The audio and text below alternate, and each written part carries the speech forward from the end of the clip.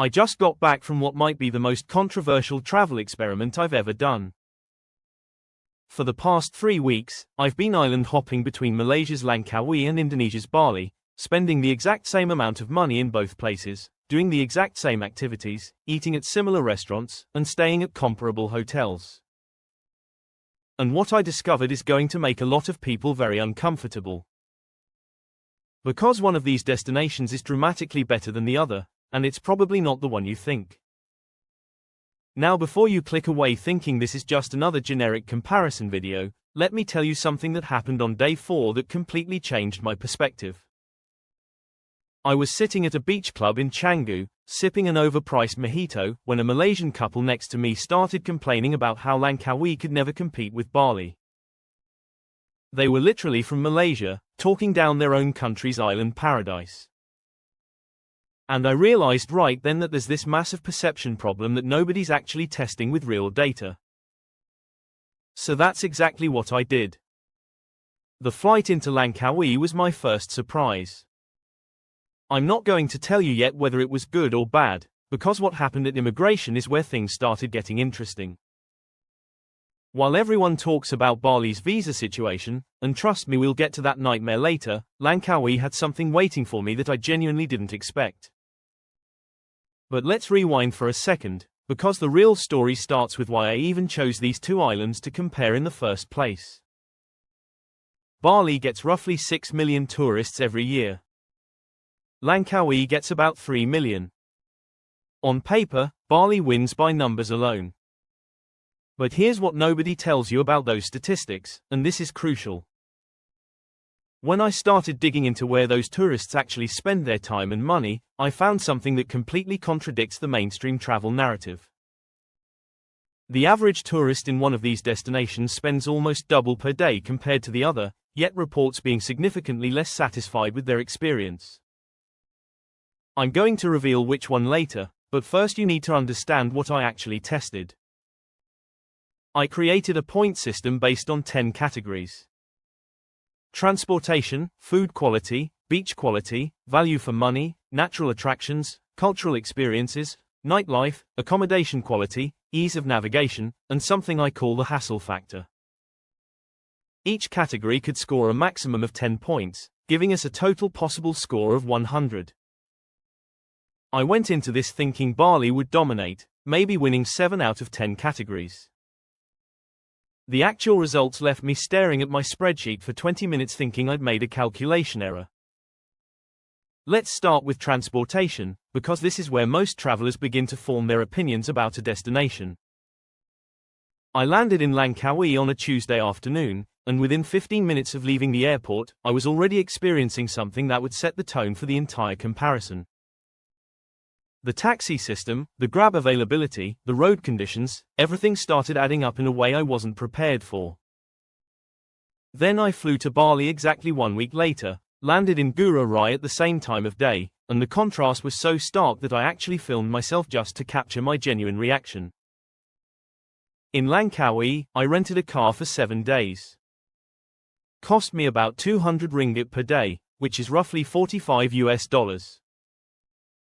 The car was new, clean, had full insurance, and the roads across the entire island were smooth enough that I could drink coffee while driving.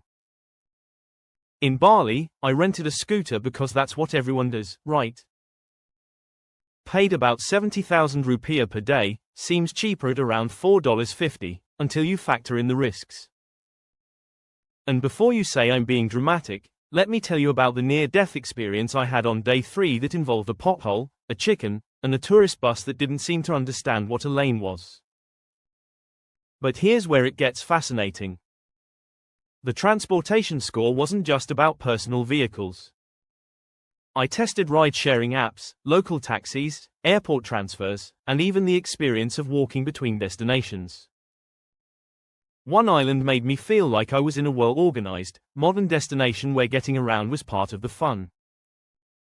The other made me feel like I was constantly gambling with my safety and my wallet. I'm scoring this category soon, but first you need to know what happened when I tried to go from Seminyak to Ubud versus when I drove from Pantai Senang to Tanjung Ru. The food comparison is where people are going to get really upset with me. Bali has positioned itself as this foodie paradise, with Instagram-worthy cafes serving acai bowls and truffle fries. Langkawi is known for, well, most people don't actually know what it's known for food-wise. That's the problem. So I spent 3 days in each location eating breakfast, lunch, and dinner at comparable establishments.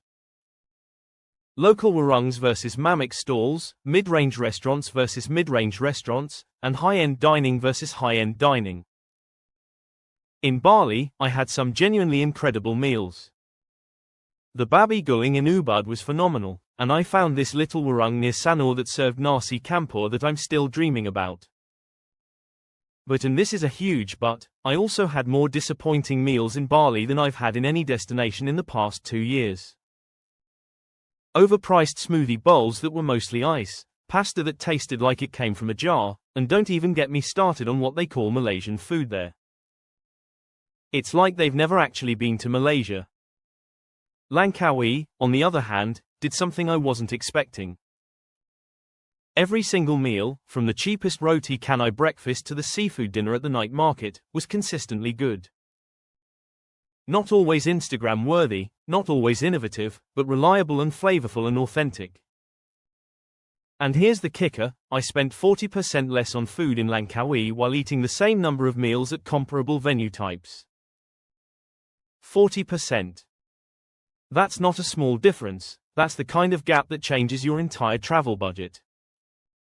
Now let's talk about beaches, because this is probably what you came here for. Bali's beaches are legendary, right? You've got Seminyak, Canggu, Nusa Dua, Padang Padang. These are beaches that have launched 1,000 Instagram accounts. Langkawi has Pantai Senang, Tanjung Ru, Datai Bay. Less famous, less crowded, but are they actually worse? I spent 2 full days at beaches in each destination, arriving at sunrise and leaving at sunset, testing everything from water clarity to sand quality to the overall vibe. What I discovered about beach quality is going to sound crazy until you see the footage I captured. The sand color, the water temperature, the wave conditions, all of these were remarkably similar between comparable beaches. Tanjung Ru versus Nusa Dua. Almost identical in terms of pure beach quality. Pantai Senang versus Seminyak. Here's where things got interesting, and not in the way you'd think. But there was one factor that created a massive scoring difference, and it has nothing to do with the natural beauty of the beaches themselves. It's the crowds. Or more specifically, the lack of crowds in one destination versus the overwhelming presence of them in another. On my second day in Bali, I went to Padang Padang Beach at what I thought was a quiet time, 11 a.m. on a Wednesday. I counted 63 people in the small cove within 5 minutes of arriving. The next day in Langkawi, I went to Pantai Kok, a comparable small beach, at the exact same time on a Thursday. There were 8 other people there. 8. For the entire 2 hours I stayed, the count never went above 15. Natural attractions is where this comparison took a turn I genuinely didn't see coming. Bali has rice terraces, waterfalls, volcanic mountains, temples that date back centuries. It's a naturalist's dream destination. Langkawi has, well, I didn't actually know much about what Langkawi had before I arrived. Which is exactly the problem with how this island is marketed. So I did my research, hired a local guide, and spent 3 days exploring every major natural attraction I could find. The mangrove tour through Kilim Karst Geoforest Park was unlike anything I've ever experienced. We saw eagles being hand-fed by our guide, monkeys swinging through ancient mangrove trees, and limestone formations that looked like something from a fantasy movie. It cost me 60 ringgit for a 3-hour tour. In Bali, I did the sunrise hike up Mount Batur, which was spectacular, don't get me wrong, but it cost me almost 3 times as much and felt significantly more touristy. The guide spent more time trying to upsell me on his photography services than actually telling me about the volcano. Then there's the Langkawi Sky Bridge and cable car. I'm not exaggerating when I say this might be one of the most underrated attractions in all of Southeast Asia. The views from the top rival anything I've seen in my entire travel career. You're suspended above the rainforest canopy with 360-degree views of the Andaman Sea, Thailand in the distance, and the entire archipelago spread out below you. And yet, when I posted about it on my Instagram stories, half the responses were people saying they'd never even heard of it. Cultural experiences presented an interesting challenge because these two destinations offer fundamentally different types of cultural immersion. Bali has Hindu temples, traditional dance performances, art markets, and a visible spirituality that permeates daily life. You can't walk 50 meters in Ubud without encountering some form of cultural expression. Langkawi has a more subtle cultural presence, with Malay heritage, Islamic influences, and a laid-back island culture that's less performative but perhaps more authentic. I attended a traditional dance performance in both locations, visited religious sites, explored local markets, and tried to engage with cultural activities that went beyond surface-level tourism. What I found was that Bali's culture is incredibly accessible but also incredibly commercialized. Every temple has an entrance fee, every performance is clearly staged for tourists, and while it's undeniably beautiful and interesting, there's an underlying sense that you're watching culture as entertainment rather than experiencing it as reality. In Langkawi, the cultural experiences were harder to find but felt more genuine when I did encounter them. The small mosque I visited near Kua, the conversations I had with local shop owners about Masuri's legend, the eagle feeding ceremony that's rooted in actual local tradition rather than tourist expectation. These moments weren't packaged and sold, they just existed as part of daily life that I was privileged enough to witness. Nightlife is where Bali should have destroyed Langkawi, and in some ways it did. Seminyak and Canggu have beach clubs, rooftop bars, nightclubs that stay open until dawn. Langkawi has a few bars, some resort entertainment, and a generally quieter evening atmosphere. If you're 22 and looking to party every night, Bali wins this category without question. But here's what's interesting, I met more travelers in Bali who complained about the nightlife than I expected. The complaints weren't about the lack of options but about the cost and the aggressive selling. A cocktail at a beach club in Canggu cost me between $12 and $18. A cocktail at a beachfront bar in Langkawi cost me between $4 and $7, and tasted just as good. The vibe was different, sure, more relaxed, more conversation-focused, less about being seen. But when I factored in value for money and overall experience rather than just number of venues, the scoring gap narrowed significantly. Accommodation quality was one category where I expected a clear winner, and I was partially right. I stayed at 3-star, 4-star, and 5-star properties in both destinations, spending 2 nights at each level. The 5-star resorts in both places were exceptional, so that was a wash. The 4-star properties were where things started to differentiate. And the 3-star hotels, that's where one destination absolutely embarrassed the other. In Langkawi, my 3-star hotel had a pool, clean modern rooms, friendly staff, good Wi-Fi, and cost me 90 ringgit per night. That's about $20. In Bali, my 3-star hotel, which cost me more at around 350,000 rupiah or $22, had inconsistent hot water, spotty Wi-Fi, and a breakfast that was essentially white bread and jam. The value gap at the budget and mid-range accommodation level was shocking. The hassle factor is something most comparison videos ignore, but it's crucial to understanding the actual experience of being in a destination. This includes everything from visa processes to local scams to language barriers to the general stress level of navigating daily life as a tourist. I created a scoring system based on how many times per day I encountered something that made travel more difficult than it needed to be. Bali scored terribly on this metric, and I say this with love for Indonesia. The visa on arrival process was confusing, I was approached by scam artists multiple times per day, the traffic created constant stress, and there was an underlying feeling that everyone saw me as a walking ATM. In 3 weeks, I was overcharged, misdirected, or hassled at least once per day, usually more. Langkawi, being a duty-free island with a more relaxed tourism infrastructure, had almost none of these issues.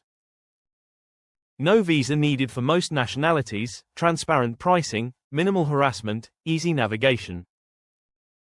Value for money deserves its own deep dive because this is where one destination completely obliterated the other. I tracked every single expense across both trips. Accommodation, food, activities, transportation, random purchases, everything.